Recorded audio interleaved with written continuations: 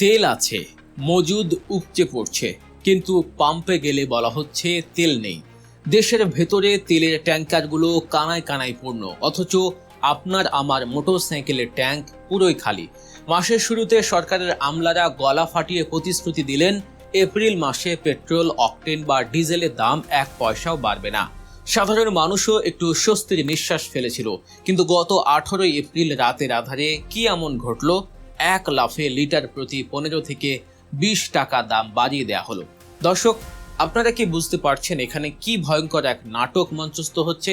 আজ আমরা এমন এক রোমহর্ষক মেগা দুর্নীতির গল্প আপনাদের সামনে তুলে ধরব, যা শুনলে আপনার চোখ কপালে উঠবে। কে তৈরি করছে এই কৃত্রিম সংকট? সাধারণ জনগণ, নাকি সরকারের ভেতরে ঘাপটি মেরে থাকা কোনো অসাধু চক্র? পুরো ভিডিওটি না টেনে শেষ পর্যন্ত দেখুন, কারণ আজকের এই বিশ্লেষণ আপনার চোখ খুলে দেবে। দর্শক, সবচেয়ে বড় রহস্যের জায়গাটি কোথায় জানেন? আমাদের দেশীয় কোম্পানিগুলোর ট্যাঙ্কারে পেট্রোল আর অকটেন এখন উপচে পড়ছে। তেলের কোনো অভাব নেই তাদের কাছে, কিন্তু বাংলাদেশ পেট্রোলিয়াম কর্পোরেশন বা বিপিসি সেই তেল নিচ্ছে না। হ্যাঁ, ঠিকই শুনছেন, বিপিসি পরিষ্কার চিঠি দিয়ে জানিয়ে দিচ্ছে তেল গ্রহণ করা যাবে না। এখন একবার সাধারণ হিসেবে মিলিয়ে দেখুন তো, বিপিসি যদি দেশীয় কোম্পানিগুলোর কাছ থেকে তেল না নেয়, তাহলে সেই কোম্পানির ট্যাঙ্কার তো ভর্তি হয়েই থাকবে।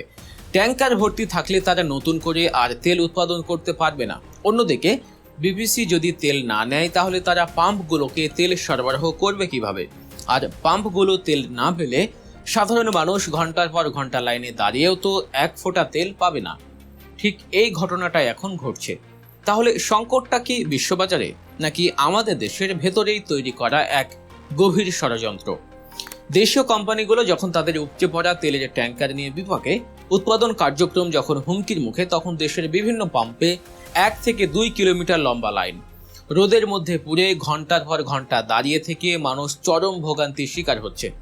এই চরম অব্যবস্থাপনা আর জনগণের ভোগান্তির বিষয়টি নজর এড়ায়নি সরকারের শীর্ষ মহলের। মন্ত্রণালয়ের একটি নির্ভরযোগ্য সূত্র আমাদের জানিয়েছে, দেশ জুড়ে পাম্পগুলোতে এই হাহাকার এবং সাধারণ মানুষের ভোগান্তি নিয়ে প্রধানমন্ত্রী তারেক রহমান ইতিমধ্যেই একাধিক জরুরি বৈঠক করেছেন। তিনি পরিস্থিতি নিয়ন্ত্রণে আনতে কঠোর নির্দেশনা দিয়েছেন। জ্বালানি খাতে আসলে কি ঘটছে, কোনো অব্যবস্থাপনা বা দুর্নীতি রয়েছে কিনা তা দ্রুত খতিয়ে দেখার জন্য তিনি সংশ্লিষ্টদের নির্দেশ দিয়েছেন। অর্থাৎ প্রধানমন্ত্রী চাইছেন দ্রুত এই সংকটের সমাধান করে সাধারণ মানুষকে স্বস্তি দিতে এবং নিজের সরকারকে একটি স্থিতিশীল অবস্থায় রাখতে। কিন্তু এখানেই লুকিয়ে আছে আসল টুইস্ট। সরকারের ভেতরে ঘাপটি মেরে বসে আছে এক ভয়ঙ্কর অপশক্তি। এই চক্রটি পরিকল্পিতভাবে মানুষের ভোগান্তি তৈরি করছে। শুধু জনগণকেই নয়, তারা খোদ প্রধানমন্ত্রী তারেক রহমানকেও চরম অস্বস্তিতে ফেলে দিচ্ছে। প্রধানমন্ত্রী নির্দেশনা দিয়েছেন অব্যবস্থাপনা খুঁজে বের করার, কিন্তু অব্যবস্থাপনা তো আর লুকিয়ে নেই, সেটা তো দিনের আলোর মতো পরিষ্কার, চোখের সামনেই তো দেখা যাচ্ছে। দেশীয় উৎপাদকরা বলছে, ভাই আমার কাছে তেল আছে, আপনারা তেল নেন। আর বিপিসি বলছে, না আমরা তেল নেব না। তাহলে এই যে উৎপাদক প্রতিষ্ঠান, তারা যাবে কোথায়?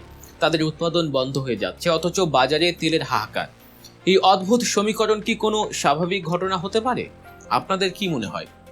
এবার আসুন একটু মজুদের হিসেবে যাই, তাহলে আপনাদের মাথা আরও ঘুরে যাবে। আমাদের দেশে অকটেন মজুদ রাখার মোট সক্ষমতা হচ্ছে 53,000 টন। আর আপনারা কি জানেন বর্তমানে দেশে কত টন অকটেন মজুদ আছে? প্রায় 55,000 টন, অর্থাৎ ধারণ ক্ষমতার চেয়েও 2,000 টন বেশি অকটেন এই মুহূর্তে দেশে মজুদ আছে। এর মানে হলো রাখার জায়গা নেই, বিধায় তেল উপচে পড়ছে। অথচ আপনি পাম্পে যান, আপনাকে বলা হবে অকটেন নেই। এখানেই শেষ নয় দর্শক, গত 10 এপ্রিল বিদেশ থেকে 37,000 টন অকটেন নিয়ে আস্ত একটি জাহাজ এসে বন্দরে ভিড়েছে। এতে বিপিসি আরও চাপে পড়ে গেছে। তাহলে আপনারা আমাকে বলুন, তেলের সংকটটা আসলে কোথায়? বিদেশ থেকেও জাহাজ ভরে তেল আসছে, দেশের কোম্পানিগুলোর কাছেও উপচে পড়া তেল আছে। তাহলে পাম্পে তেল নেই কেন? কেন মানুষকে রাস্তায় দাঁড় করিয়ে রাখা হচ্ছে? এর পেছনের মূল কারণটি হচ্ছে দাম বাড়ানো। লিটারে 15 থেকে 20 টাকা দাম বাড়ানো মানে আপনি বোঝেন প্রতি টনে কত কোটি টাকার মুনাফা লুকিয়ে আছে এই সিন্ডিকেটের পকেটে? এই বিপুল পরিমাণ টাকা হাতকে নেয়ার অসৎ উদ্দেশ্যে কি তাহলে তেল আটকে রেখে বাজারে হাহাকার তৈরি করা হয়েছিল? সুপার পেট্রোকেমিক্যালের প্রধান নির্বাহী কর্মকর্তা প্রণব কুমার সাহা গত 16 এপ্রিল বিপিসির চেয়ারম্যানকে একটি উদ্বেগজনক চিঠি পাঠান। সেই চিঠিতে তিনি স্পষ্ট জানিয়েছেন, গত 5 এপ্রিলের এক বৈঠকে তাদের বলা হয়েছিল এপ্রিল মাসের জন্য 37,000 টন পেট্রোল, অকটেন এবং 5,000 টন ডিজেল সরবরাহের জন্য প্রস্তুত থাকতে। সরকারের কথা মতো তারা সেই তেল প্রস্তুত করে রাখে, কিন্তু অবাক করা বিষয় হলো 8 এপ্রিল থেকে বিতরণ কোম্পানিগুলো হঠাৎ করেই তাদের কাছ থেকে তেল নেওয়া পুরোপুরি বন্ধ করে দেয়। এর আগে ফেব্রুয়ারি মাসেও একটি জাহাজ আসার পর বিপিসি তাদের প্রতিশ্রুতি অনুযায়ী তেল গ্রহণ করেনি, যার ফলে বাধ্য হয়ে মার্চ মাসে দেশীয় কোম্পানিগুলোকে তাদের উৎপাদন বন্ধ রাখতে হয়েছিল। দর্শক, একটু মাথা খাটিয়ে ভাবুন, মার্চ মাসে উৎপাদন বন্ধ রাখতে হয়েছিল, তার মানে কি? তার মানে হলো মার্চ মাসেও দেশে প্রচুর তেল ছিল। তাহলে আমরা মার্চ মাসেও ঠিকমতো তেল পেলাম না কেন?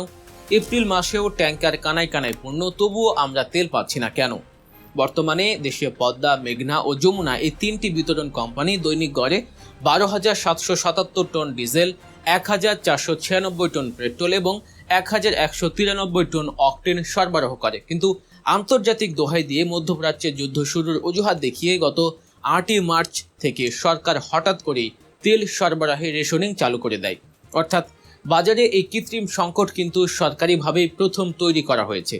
সরকারি কর্মকর্তারা হয়তো ভেবেছিলেন রেশনিং করলে সাশ্রয় হবে, কিন্তু এর ফলে উল্টো বাজারে চরম আতঙ্ক তৈরি হয়েছে। মজুদ ফুরিয়ে যাওয়ার ভয়ে মানুষ পাম্পে হুমড়ি খেয়ে পড়েছে। কিন্তু দেশীয় উৎপাদন ভরপুর থাকার পরেও তা গ্রহণ না করে বিপিসি যে রহস্যজনক আচরণ করছে তা নিয়ে জনমনে এখন হাজারো প্রশ্ন, আর এই প্রশ্নের কোনো সদুত্তর কিন্তু কারো কাছে নেই। অবশেষে সব নাটকের অবসান ঘটিয়ে গত 18 তারিখ তেলের দাম বাড়ানো হলো, আর দাম বাড়ানোর পর এখন শুরু হয়েছে আরেক নতুন নাটক। এখন বলা হচ্ছে পাম্পগুলোতে তেলের বরাদ্দ বাড়িয়ে দেওয়া হয়েছে। গতকাল সোমবার থেকে নাকি অকটেনের সরবরাহ 20% এবং পেট্রোল ও ডিজেলের সরবরাহ 10% বাড়ানো হয়েছে। কিন্তু মাঠ পর্যায়ে চিত্র কি বলে? এই নির্দেশনার কোনো প্রভাব বাস্তবে দৃশ্যমান নয়। এখনো বহু ফিলিং স্টেশনে গেলে দেখবেন প্রধান সড়ক ছাড়িয়ে তেলের জন্য অপেক্ষমান মোটরসাইকেল ও অন্যান্য যানবাহনের লাইন দীর্ঘ থেকে দীর্ঘতর হচ্ছে। রোদে পোড়া ক্লান্ত চালকরা বলছেন, খবরে তো শুনলাম সরবরাহ বেড়েছে, কিন্তু এখানে এসে দেখি সেই আগের মতোই লম্বা লাইন। পাম্প মালিকরা বলছে তেল নেই। তাহলে এই যে তেলের দাম 1 লাফে 20 টাকা বাড়ানো হলো, এতে আমাদের মতো সাধারণ জনগণের কি লাভ হলো? জনগণকে এভাবে জিম্মি করে পকেট কেটে কি একটা রাষ্ট্র চলতে পারে?